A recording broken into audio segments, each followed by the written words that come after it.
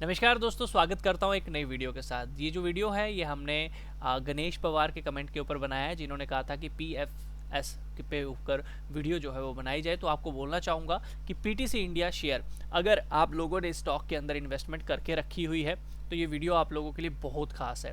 या फिर मैं ये भी कहना चाहूँगा कि पीटीसी इंडिया शेयर के अंदर आप इन्वेस्टमेंट तो कर चुके हैं, अब नीचे के भाव पे एवरेज करने का मन नहीं कर रहा, या फिर सोच रहे हैं कि सस्ता हो गया प्राइस मैं ले लूँ, तो आपको बोलना चाहूँगा वीडियो बहुत खास होने वाली है। एक चीज़ और बोलना चाहूँगा कि हाँ, अगर कोई इंसान अभी ये सोच रहा है कि मैं पीटीसी इंडिया शेयर को खरीद लूँ, इस लेवल पे बहुत अच्छा लेवल है, नई एंट्री करनी है, तो मैं बोलूँगा उसके लिए भी ये वीडियो बहुत खास है, क्योंकि ये एक इंपॉर्टेंट लेवल के पास है जिसके बारे में आप सबको पता होना चाहिए। तो आई होप ये वीडियो आपको ज़रूर अच्छा लगेगा। आप भी अगर चाहते हैं कि आपके लिए वीडियो बनाया जाए, आप कमेंट कर दीजिए, जब भी मुझे समय मिलेगा मैं स्पेशल आपके कमेंट में से वीडियो बना दूंगा। तो दोस्तों, सबसे पहले आपको जैसे कि मैं बोलता आया हूं, जब भी शेयर को खरीदना है उसकी हमेशा होल्डिंग पैटर्न को आप लोग ज़रूर देखा करो। देखो, अगर पीटीसी इंडिया के शेयर होल्डिंग पैटर्न को देखें तो प्रमोटर की जो हिस्सेदारी है वो 65%, आप कह सकते हो 64.99, तो वही हो गई, बहुत अच्छी हिस्सेदारी है। इसके अलावा एफआईज की अगर बात करूँ तो ज़्यादा मात्रा में नहीं है, बट फिर भी कुछ क्वांटिटी 2% के करीब वो भी लेकर बैठे हैं।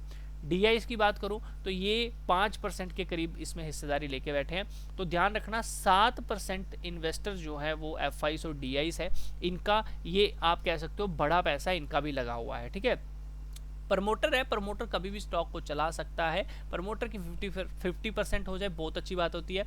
बाकी मैं कहता हूँ कम से कम 10% अगर एफआईस डीआईस की भी इन्वेस्टमेंट देखने को मिल जाए तो वो स्टॉक बहुत अच्छा होता है। ये बात हमेशा ध्यान रखना, ठीक है ओवरऑल।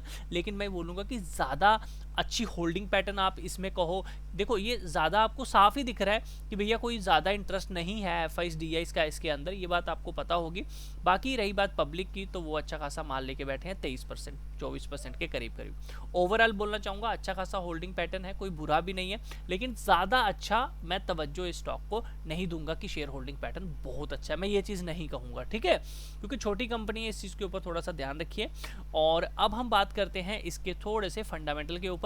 तो देखो यार, एक रेवेन्यू जो है वो हमेशा ऐसे होना चाहिए, इस तरह से ग्रो होना चाहिए। ठीक है, बट इसका रेवेन्यू क्या हो रहा है, ये आहिस्ता आहिस्ता आहिस्ता करके नीचे जा रहा है। ये एक अच्छी बात नहीं है। आने वाले समय में अगर ये नंबर और भी नीचे की तरफ जाते हैं तो ये अच्छी बात नहीं होगी। इस नंबर को जो मैंने बताया, इस तरह का पैटर्न ऊपर की तरफ होना चाहिए। तो जैसा कि आप देख रहे हो, इसका पैटर्न नीचे की तरफ जा रहा है, ये अच्छी चीज़ नहीं है। आप कह सकते हो इनका बिजनेस कम होता जा रहा है, बिजनेस कम होता जा रहा है, क्लाइंट कम होता जा रहा है, तो आने वाले समय में जब बिजनेस ही खत्म हो जाएगा तो क्या करेंगे। देखो, कुछ समय के लिए उतार चढ़ाव रहते हैं, लेकिन अगर लगातार वो चीज़ें रहें तो वो चीज़ अच्छी नहीं होती। तो इसके ऊपर थोड़ा सा फोकस ज़रूर करिएगा कि इसमें बदलाव होना चाहिए।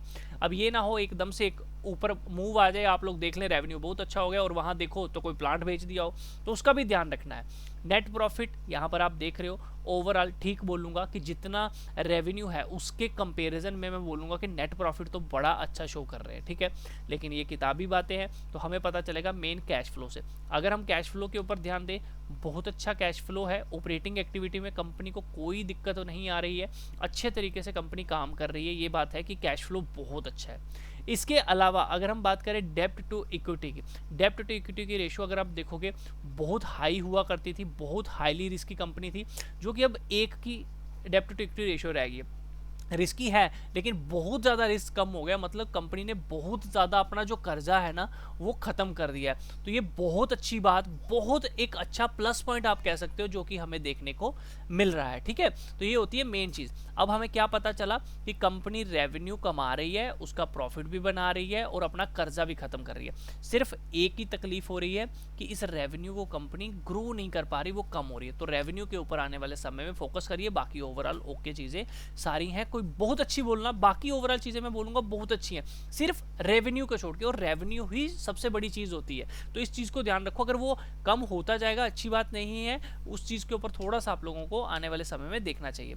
अब हम चलते हैं बैलेंस शीट के ऊपर, जिसमें हम लोग देख लेते हैं कि जो 1% डेप्ट टू इक्विटी रेशो आ रही है, आखिर वो कर्जा है कितना। ठीक है, डेप्ट टू इक्विटी रेशो होती है कि कर्जा कंपनी ने कितना लेके रखा हुआ है। तो चलिए इसे भी हम कंसोलिडेशन बेसिस पे ही देखेंगे। तो as per the consolidation basis में आप लोगों को ये सारी चीज़ें बताऊंगा। हमेशा जब भी किसी कंपनी का बिजनेस देखते हो कंसोलिडेशन बेसिस देखा करो।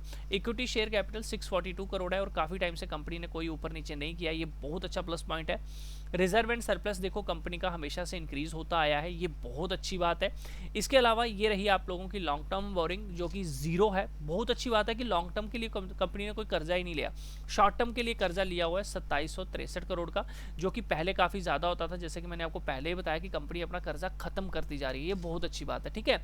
बाकी ट्रेड पेबल बहुत छोटा सा अमाउंट है, कोई बड़ा अमाउंट नहीं है, तो ये भी अच्छी बात है कि कंपनी का और भी इसके अलावा कर्जा जो है वो नहीं है। अब बात करते हैं यहाँ पे ट्रेड रिसीवेबल, वो ज़्यादा नहीं है, कंपनी को आने वाला कैश भी ज़्यादा नहीं है।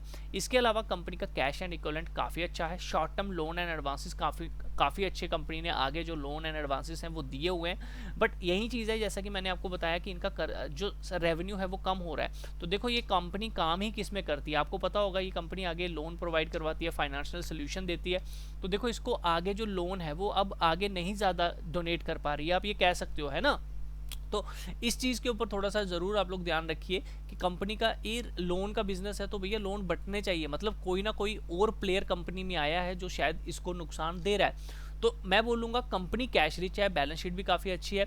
सिर्फ फिर एंड में यही बोलूँगा कि रेवेन्यू ग्रो होना चाहिए। रेवेन्यू ग्रो नहीं हो, स्टेबल ही हो जाए ना, तो वो भी बहुत एक सपोर्ट की बात होती है। अगर अच्छा लग रहा है ना मेरी बातों को सुन के, तो प्लीज़ यार लाइक ज़रूर करना, आप लाइक बड़ा कम करते हो, ठीक है। तो ओवरऑल सार जो निकल कर आ रहा है वो यही निकल कर आ रहा है कि भैया इसमें रेवेन्यू की कमी हमें देखने को मिल रही है। आइए टेक्निकल बेसिस पे सारी चीज़ें बता देता हूँ। देखो यहाँ पर साफ तौर से एक पैटर्न दिख रहा है, ये पैटर्न है, यहाँ पर ये ट्रेंड लाइन चल रही है, यहाँ से निकल कर ये यहाँ तक जाने की पूरी कोशिश करेगा, यहाँ से ऊपर निकलेगा तो नियर अराउंड 150 170 प्लस का टारगेट दे देगा, ठीक है। लेकिन वो आना भी अभी बड़ा मुश्किल है, जिस तरह से रेवेन्यू नहीं ग्रो हो रहा, कम हो रहा है ना, पॉसिबिलिटी ये भी हो सकती है कि जिस लेवल पे ये अभी खड़ा है 36 37 के, यहीं से रिवर्स होके गिरता हुआ आपको 27 पे मिले। मेरे को जहाँ तक लगता है जिस तरह से रेवेन्यू में डी ग्रोथ देखने को मिल रही है, पॉसिबिलिटी ये हो सकती है कि आपको नीचे की तरफ 27 पे जाता हुआ ये स्टॉक दिखे, ठीक है। अगर कोई एवरेज का सोच रहा था तो उसको बोलूँगा कि भैया 17 एक अच्छा लेवल है, 21 एक अच्छा लेवल है, 7 अच्छा लेवल है, लेकिन डायरेक्ट मत लो। अगर यहाँ पे आता है तो 1-2 महीना क्वार्टरली रिजल्ट के ऊपर ध्यान रखो, क्या कुछ अपडेट हो रहा है, चेंजेस हो रहे हैं, ठीक है। क्योंकि देखो आपने यार यहाँ भी तो किसी ने लिया होगा ना, यहाँ पे 2024 में अगस्त में लिया होगा, वो भी तो फंसा होगा। तो बेटर है कि थोड़ा वेट कर लो रेवेन्यू के ग्रो होने का। बाकी जिसने लिया है अगर इसी पैसे पे लिया है तो आई थिंक एग्जिट कर देना बेस्ट रहेगा। ये एक अच्छा स्टॉक जो है एज पर टेक्निकल भी मैं बोलूँगा नहीं है। रीज़न बिहाइंड इट मैं आपको बता देता हूँ। सबसे पहले ये एक अच्छे लेवल के पास आया हुआ है, ठीक है, बट यहाँ पे कोई संकेत नहीं है बुलिश। ये जो यहाँ पर एक कैंडल बनी है ब्रेकआउट वाली, मैं आपको फिर से बता दूं, ये जो कैंडल बनी है ब्रेकआउट वाली, पॉसिबिलिटी नहीं है ये चले।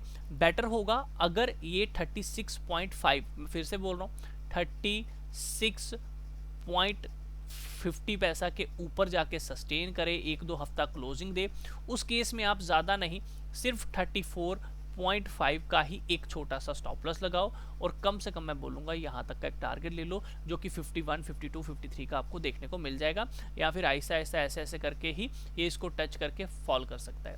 तो बड़े लेवल्स आपको जब ये ऊपर वाला ट्रेंड टूटता हुआ दिखेगा, वो कब टूटेगा, जब रेवेन्यू में ग्रोथ देखने को मिलेगी, तब ये इसको तोड़ेगा। तो बेटर होगा इसके ऊपर 1-2 हफ्ता 3-4 हफ्ते सस्टेन होने दीजिए ग्रीन कैंडल के साथ, तभी ट्रेड करें, और मैक्सिमम स्टॉप लॉस 34.75 का ही लगाना चाहिए, वही बेस्ट रहेगा जो कि एज पर टेक्निकल है। दूसरी चीज़ मैं बता दूं, वीकली बेसिस ये अपनी 20 पीरियड मूविंग एवरेज के नीचे है, मंथली बेसिस ये अपने 20 पीरियड मूविंग एवरेज के नीचे है, जो कि अच्छा संकेत नहीं है। ये एक बेरिश स्टॉक हो चुका है, कंसोलिडेशन में आप कह सकते हो जा चुका है। जब तक ये वीकली मंथली अच्छे तरह से बीबी ब्लास्ट नहीं करता है और 20 पीरियड के ऊपर नहीं आता है, तब तक इसमें अवॉइड करना चाहिए। नीचे की तरफ मैं तो बोलता हूँ वेट करो, ऐसे किसी भी लेवल पे भी आपको नहीं लेना चाहिए। यहाँ पे आने पे भी अगर कोई पॉजिटिव चीज़ें देखने को मिलती हैं, जैसे रेवेन्यू ही आपको बता दिया, उसमें कोई चेंज देखने को मिला, FIs DIs की एंट्रीज देखने को मिल रही है ना, तो आपको फिर यहाँ पे क्या होगा, एक रिवर्सल बन जाएगा, यहाँ पे कोई रिवर्सल बनेगा, यहाँ पे कोई कैंडलस्टिक पैटर्न बन जाएगा, छोटा सा चार्ट पैटर्न बनेगा, ब्रेकआउट आएगा, फिर जाएगा यहाँ तक, फिर यहाँ सस्टेन करेगा, फिर ऐसे जाएगा।